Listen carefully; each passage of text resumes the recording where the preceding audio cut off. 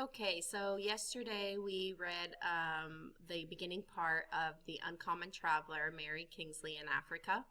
Okay, we read a little bit about her, how she grew up kind of to be an independent person, how her dad would always travel from place to place and he would come home, he would travel around the world, he would come home very little. And when he did come home, he had a very short temper. She would help him with his research and he would sometimes get mad and throw a book at her. She would also take care of her mom. She would nurse her mom. Her mom was sick in bed.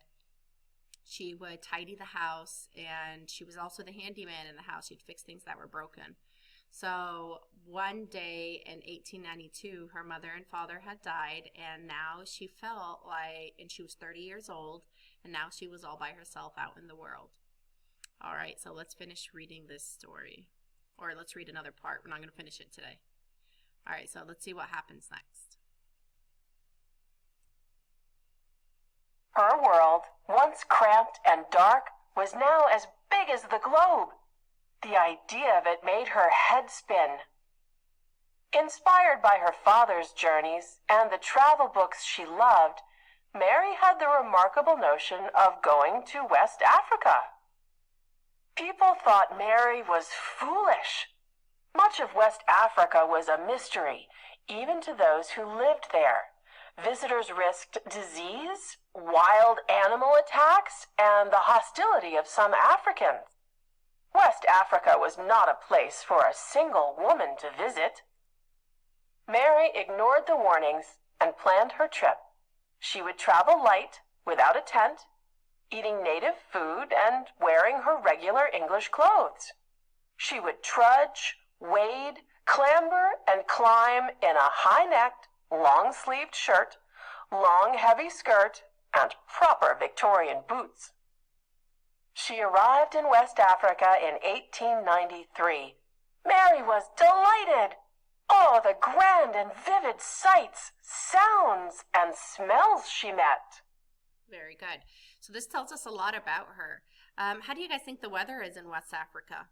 It's probably kind of hot, and she's wearing very heavy clothes, right? Long sleeve shirt, high necked, heavy skirt, big boots.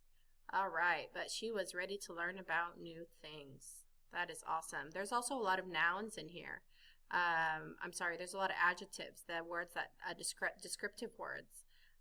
They said she was a single woman. So the woman is the noun and single is what describes her. She wasn't married. She was by herself. What else? They had something on here that I was like, that was really good.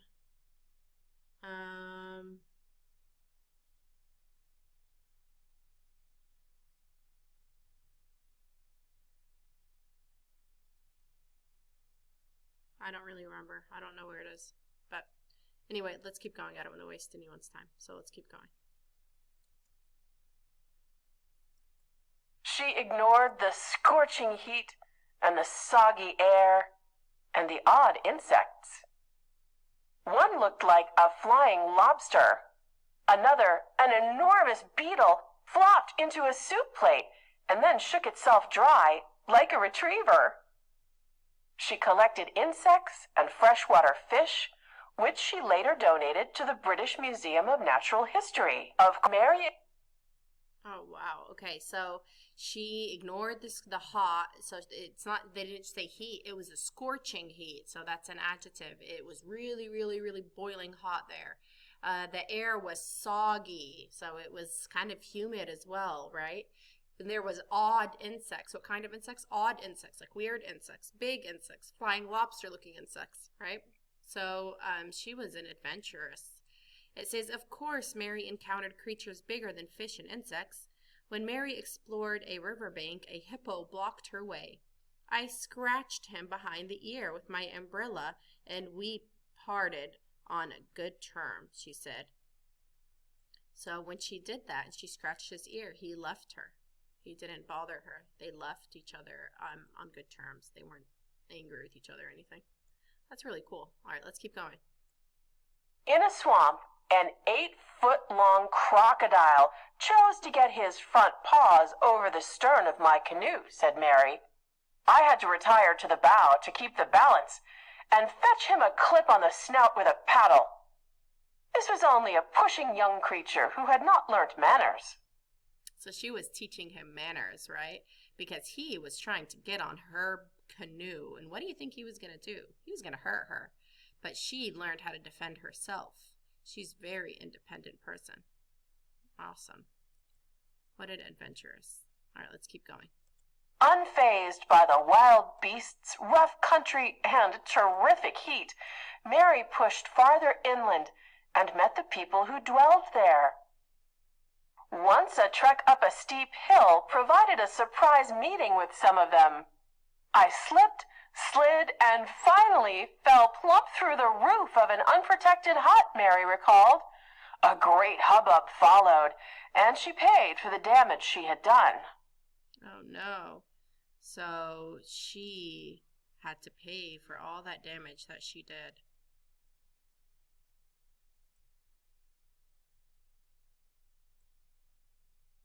Okay, let's keep going. Mary met members of the Ajumba, Igalwa, and Mapongwe tribes, but she felt a special closeness to the Fang people. She admired them greatly. The Fang is full of fire, temper, intelligence, and go, she said. Filled with fire, temper, intelligence, and go herself, Mary was drawn deeper into West Africa. A paddle wheeler carried Mary more than 100 miles up the Ogooué River. There she gathered guides and boarded a canoe. The river was treacherous.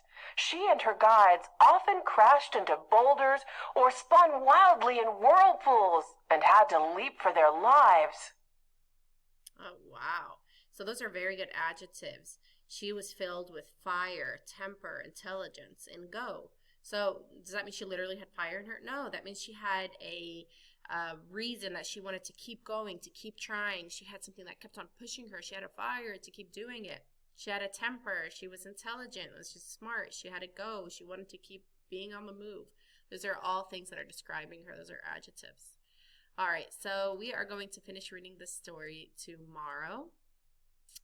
All right, but before we go, knowing me, no surprise, you're going to have to do something for me today. I want you to open up your writing notebooks, and in your writing notebooks, you're going to write this down, okay? You're not, Miss Yusuf, I don't have this worksheet. I know you don't have this worksheet. I didn't print it out, sillies.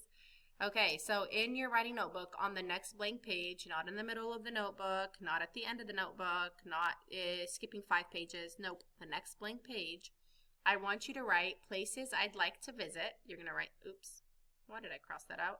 That was silly. You're going to write places I'd like to visit, and then you're going to write 2 dots after that. And then I want you to write at least 3 places you'd like to visit. Okay, so think about Mary Kingsley and where she went. She went to South Africa. Where's somewhere you would like to go? Would you like to go to Africa, Asia, Antarctica? Maybe you guys should look at the little globes that I have on my wall behind where the reading centers are.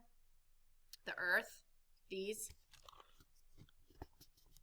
Over there, see where the reading centers are? Where that penguin fell and dove the other day, right? You see that? Okay, so maybe you should look over there to get ideas. Where would you like to go? Would you like to go to Asia? Would you like to go to Australia? Okay, what places would you like to visit? Write down 3, and then and I want you to skip a line on the same page, and then I want you to write questions about the one place you'd like to visit. So out of the 3 you wrote down, choose one of your favorite and write down a question, one question about the place, okay? So what is the weather like in Asia? What is the weather like in Antarctica? Maybe you have 100 questions. Write down as many questions as you can, but I need at least 1 question, okay? So here you need to write 3 places you want to visit. Here I want at least 1 question. Okay? Very easy. That's all you're doing for writing today, okay, guys? Have fun learning. I'll see you later.